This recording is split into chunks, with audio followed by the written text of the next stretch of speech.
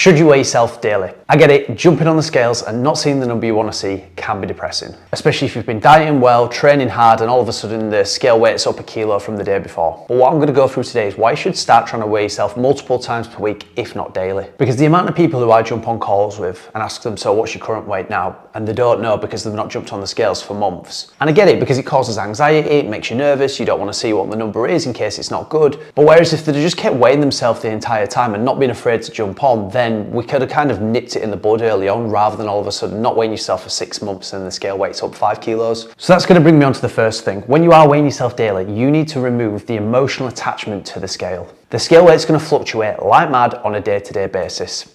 So you should try and weigh yourself first thing in the morning before anything to eat or drink, ideally similar time of day and after using the bathroom, to try and standardize it. However, depending upon your diet the day before, so how much fiber you had, your calorie intake, sodium intake, what your stress levels were like, what your sleep was like, what your water intake was like, if it's the middle of your menstrual cycle, there's going to be so many things that can cause the scale weight to fluctuate like mad, which is why we need to remove the emotional attachment to it and understand the bigger picture of why we're trying to weigh yourself daily. The second thing, and I've kind of come onto it, is accountability. So you weighing yourself every day or every other day, it's going to make sure that all of a sudden, like I mentioned before, we don't jump on the scale 6 months later and it's up, 5-10 kilos or something like that. By making sure that we're routinely and regularly weighing ourselves, it's just keeping us that little bit accountable. I'd also argue it's probably the easiest way for most people to have a good idea of what's going on with their body composition. Rather than having to have your body fat taken, do measurements, take photos, you just jumping on the scale each day is going to give us a good indication as to whether we're maintaining, losing or gaining weight. So why do we weigh ourselves daily? It is to record something called your weekly average weight, which is what we're going to come on to in a second. Now there's lots of apps out there for it. I've got my own coaching app in which it takes your daily weight and tells you what your weekly average weight is. But there's apps like Happy Scale, which will record your weekly average weight. So just putting your weight in there daily, it'll just tell you what your weekly average weight is. And then this is what you'd use to keep yourself accountable.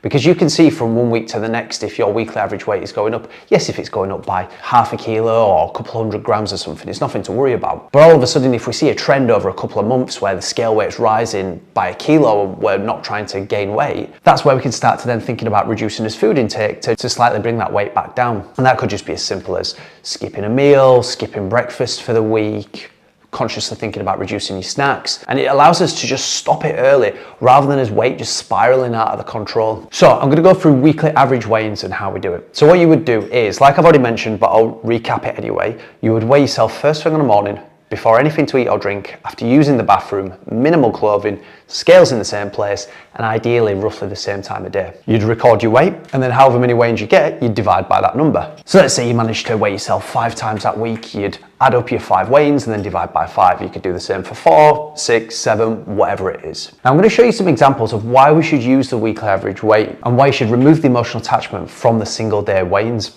So let me just compare. This is actually one of my clients.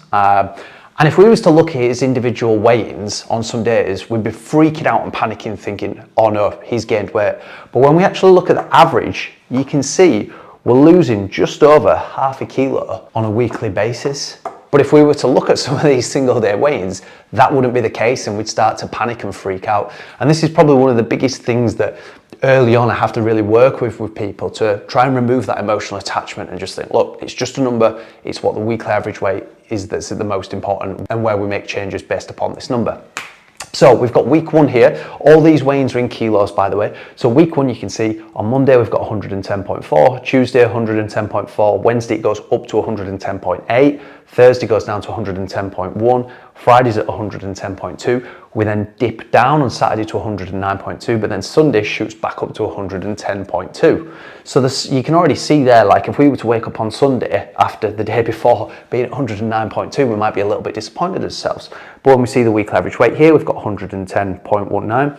So we'll look at the following week, week 2, Monday, we've got 109.9. Tuesday 110, we've got 109.3, 109.6, 109.6 again at 109.1, and then 109.3. But you can see here on Tuesday we're starting to again freak out, the weight's a little bit higher than the previous day. And again we've got 109.54 here.